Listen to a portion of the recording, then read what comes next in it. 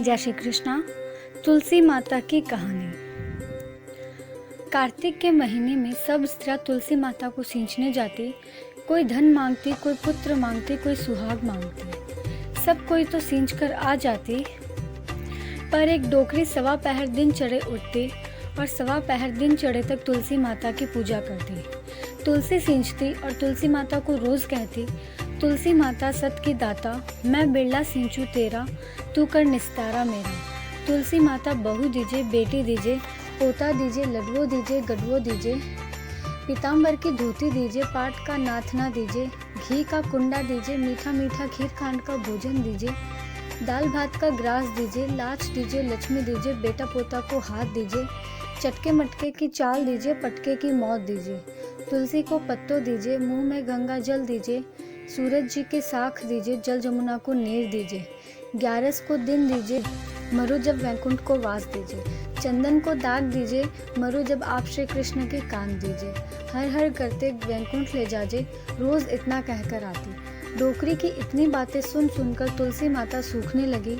तब भगवान ने पूछा, आपको इतनी स्त्रियां आकर गा बजाकर पूजा करके जिमाती है, तो भी आप सूख कर पिंजर कैसे हो गए? तुलसी माता कहने लगी, मेरे मन की कुछ मत पूछो। भगवान बोले, है जैसी बात बताओ, मैं नहीं पूछूंगा तो कौन पूछेगा? तब तुलसी माता कहने लगी, एक डोकरी माई आती है, वह रोज इतनी बातें मांगती है और सब कुछ तो मैं दे दूंगी, पर आप श्री कृष्ण के कान कहाँ से दूंगी? भगवान बोले, जैसा नसीब में है वैसा हो जाएगा, आप तो हरे भरे फूलो। भगवान बोले, वह मरेगी तब मौके पर मैं जाकर कान दे आऊँगा। आप सुबह जब वह पूजा करने आवे तब कह देना, तुम्हें सब कुछ मिल जाएगा। पीछे कई दिनों बाद एक दिन वह ठोकर खाकर रास्ते में गिरकर मर गई। पूरे गांव के सभी लोग आए। डोकरी को सभी लोग धर्मात्मा मानते थे और उसको तुलसी जी की डोकरी कहा करते थे। उसके परिवार में कोई नहीं था।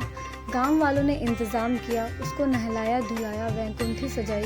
वैकुंठी पर बैठाने के लिए उसको उठाने लगे, तब उसकी मिट्टी इतनी भारी हो गई कि किसी से उठे नहीं। जब लोग बोले, यह तो इतना पूजा पाठ करती थी, पाप घाट की माला फेरती होगी जिससे भारी हो रही है।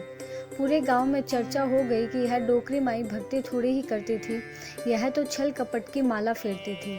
हम इसे धर्मात्मा समझते थे, पर यह तो पापिन है जो किसी से भी उठती नहीं। इधर भगवान ने सोचा, मेरे भक्त की निंदा हो रही है।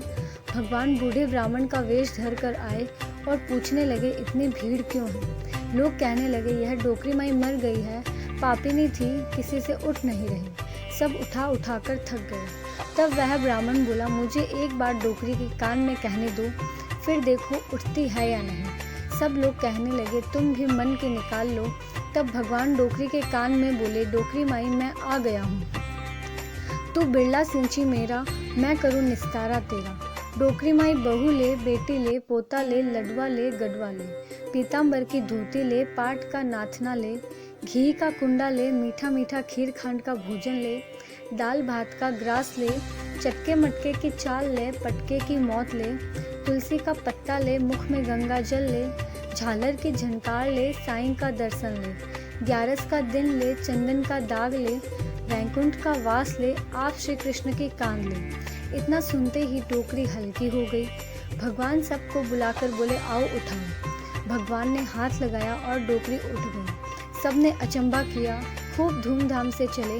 भगवान आपको कान दिए। गांव में डोकरी का चलावा बहुत अच्छा निकला। उसकी मुक्ति हो गई, वह झरन झरन करती वैकुंठ में गई। तब लोग देखते रह गए। सबने देखा, मुर्दा घाट तक तो ब्राह्मण साथ में था, फिर दिखाई नहीं दिया। सब समझ गए भगवान स्वयं ही आए थे। हे तुलसी माता, उसकी मुक्ति कराई वैसे मेरी भी कराना, सबकी कराना, जाई जामाता की करना, उसको भगवान कंधा दिए जैसे सबको देना।